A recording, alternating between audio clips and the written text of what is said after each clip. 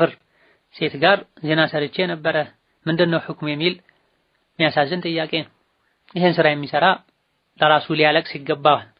ጥያቄው ራሱ አላሁ አለም ቀለል ያለ ያን ያክል ያላስጨነቀ ጥያቄ ነው የሚመስለው።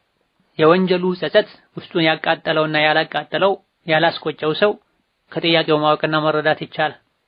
ሙስሊሞች አላህን ፍሩ። እስላም ስምና ልብስ ብቻ አይደለም።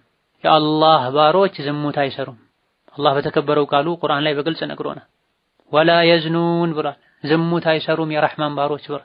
አላህ ተባረከ ወተዓላ ወደ ዝሙት የሚወስዱ ነገሮችን የዝሙት መንገዶችን የከለከለው። ወላ ተቅረቡ ዚና ዝሙትን አትቅረቡት ነው ያለው። ዝሙት አትስሩ ብቻ ሳይሆን ያለው ዝሙትን አትቅረቡት ነው ያለው።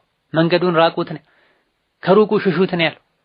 ሙስሊም የሆነ በሙሉ አላህን ሊፈራ አላህን ከሚያስቆጣ ነገር ሊጠነቀቅ ይገባዋል። ዝሙት አላህን ከሚያስቆጡ ነገሮች መሃል አንዱ ያልተፈቀደለት ማህፀን ላይ እንደሚፈስ የዘር ፈሳሽ አላህን የሚያስቆጣ ነገር የለም ተብሎ ያኒ ትልልቅ አላህን ከሚያስቆጡ ነገሮች መሃል አንዱ ነው ለማለት።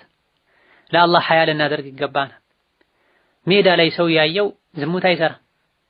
የሰው ልጅ እንደው ጥላ ቦታ ፈልጎ ነው ከሰው አይን ርቆ ነው የሚያደርገው። አላህ ተባረከ ወተዓላ ሐያ ያደረግለትም አይፈራም፣ አይከበርም። ቀብር አለ፣ ሲራጥ አለ፣ ጀሃነም አለ። መላእክቶችም ከኛ ጋር ሆነው ይከትባሉ፣ ይጽፋሉ። ስለዚህ ዝሙትን ልንጠየፈው ይገባል። አላህ ተባረከ ወተዓላ ጠያፍ ተግባር ነው ብሎናል። መንገዱ የከፋ ነው ብሏል። ዝሙትን የሚዳፈር ሰው ሌሎች በርካታ ወንጀሎች ውስጥ እንዲወድቅ ያደርገዋል። አንዴ በሩን ከከፈተው ነፍስ ማጥፋት ሊመጣ ይችላል። በሐራም አርግዘው ያስወርዳሉ። የሴት ልጅን ክብር መንካት ይሆናል። የሴት ልጅን ህይወት ማበላሸት ይሆናል። አንዴ ከጀመሩት ደግሞ በቀላሉ ላይለቅም ይችላል። አንዲት ወንጀል ከተሰራች እህቴን ትላለች፣ ጨምር ሌላም ስራ ትላለች፣ ጨምር ሌላም ስራ ይላል ተብሏል። ስለዚህ ዝሙትን ራሱን የዝሙት ሰበቦችን ሊርቅ ይገባዋል ወጣቱ። ዛሬ ወጣቱ ብቻ አይደለም አላህ አክብሮት የዳረውም ጭምር እየተልከሰከሰ እየተነጃጀሰ ነው በየቦታው። በጭራሽ ደግሞ ከሙስሊም ጋር የማይሄድ ስሙ ሊጠራ ሁሉ የሚዘገነን ተግባር ነው። ፈተጀነቡ ማላ የሊቁ ቢሙስሊም ያሉት ኢማሙ ሻፊዒ ለዚህ ነው። ከሐራም ከቆሻሻ ተግባር ከዝሙት ተጠበቁ፣ ራቁ፣ ተጠንቀቁ። ሴቶቻችሁም እንዲጠበቁ አድርጉ። እናንተ ከተጠበቃችሁና ከተጠነቀቃችሁ ከተጠየፋችሁት ካራቃችሁት ሴቶቻችሁም ከእንዲህ ነገር ይርቃሉ። አንተ ከተነጃጀስክ የሰው ቤት ካንኳኳህ ያንተ ቤትም ይንኳኳል። ያንተ ሴቶችም ይደፈራሉ። የሰውን ቤት ያንኳኳ የሱን ቤት ይንኳኳል። ሰው ቤት ላይ ብዙ ሺህ ብር ከፍሎ ዝሙት የሰራ የሱ ቤት ላይ ያለ ብር ወይም ደግሞ በ25 ሳንቲም ቤቱ ላይ ዝሙት ይሰራል ተብሏል። ተጀነቡ ማላ የሊቁ ከሙስሊም ማይጠበቅን ነገር ራቁ፣ ተጠንቀቁ ተብሏል። ዝሙት ብድር ነው፣ የማይቀር ነው፣ ይከፈላል ከቤትህ ተብሏል። ያ እንዳይሆን ዱንያ አኺራችን እንዳይበላሽ፣ እስላማችን ክብር እንዳይነካ ስማቸው ሙስሊም የሆነ አንዳንድ ያለባበሳቸውን ጭምር እስላማዊ ሊመስል የሚችል ሰዎች ከዚህ ቆሻሻ ራሳቸውን ሊያርቁ በሮቹን ቀድመው ሊዘጋጉ ይገባቸዋል። ከአጅነቢ ሴት ጋር አብሮ መቀመጥ፣ ቀልድና ጨዋታ ማብዛት፣ አጅነቢ ሴትን አጅነቢ ወንድን ማየት፣ አጅነቢ ወንድና ሴት ተቀላቅሎ መቀመጥ አንድ ክፍል ላይ ሊሆን ይችላል። በመሃላቸው ሶስተኛ ሰው ሳይኖር መኪና ላይ አብሮ መጓዝ ሊሆን ይችላል። እነዚህን መራቅ ያስፈልጋል።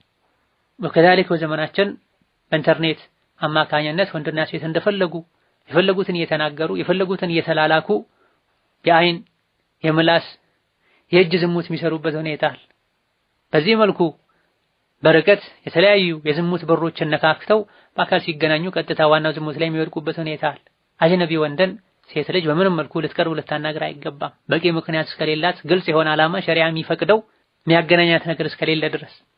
ወንዱም እንደዚሁ ፊልም ማየት፣ ዘፈን ማድመጥ፣ ደረቅ ከሆኑ ሐያ ከሌላቸው ሰዎች ጋር መገናኘትን ማብዛት የዝሙት በርን ይከፍታል። ከተገናኙ ቁጥር ስለ ተቃራኒ ጾታ ብቻ የሚያወሩ አኺራ ማያሳስባቸው ሰዎች አሉ። ባለትዳር የሆኑም ያልሆኑም ጭምር።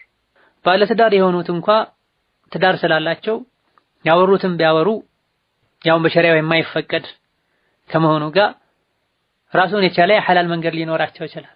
ካላገቡ ትዳር ከሌላቸው ጋር ስለ ተቃራኒ ጾታ ስለ መኝታ ቤት ሁኔታ ማውራት ወደ ሐራም እንዲሄዱ በር ሊከፍት ይችላል። እንዲህ አይነት ነገር መብዛቱ ራሱ ቀልብ ያደርጋል። ከተለያዩ ትልልቅ ዓላማዎች ያዘናጋል። ማግባት ያለብን ሰዓት ላይ ማግባት ያ ወቅት እስካልደረሰ ድረስ ስለ ተቃራኒ ጾታ በማሰብ በመጻፍ በመናገር በማንበብ ጊዜ ማቃጠል አግባብ አይደለም። ሐራም ላይ እንድንወድቅ ሊያደርገን ይችላል። ዋናውን ትልቁን ዝሙት በመስራት ወይም ሸሪዓ በማይፈቅደው መልኩ ራስን ለማርካት በመሞከር ሐራም ላይ ሊጥል ስለሚችል ከእንዲህ አይነት አደብ ከሌላቸው ሰዎች መራቅ ነው። በአካል ከመገናኘትም ይሁን በሶሻል ሚዲያ ከመገናኘት መቆጠብ ያስፈልጋል። ይህን ጥንቃቄ የማያደርግ ሰው ይብዛም ይነስ ከብዙ ከዝሙት በሮች በአንዱ ሊጠቃ ይችላል። ኻቲማም ሊያበላሽ ይችላል። ነሰላህ ሰላም ወልዓፊያ። ሆኖም ከልብህ ተውበት አድርግ፣ አላህን ፍራ። ለምን አደረኩ ብለህ ተቆጭ።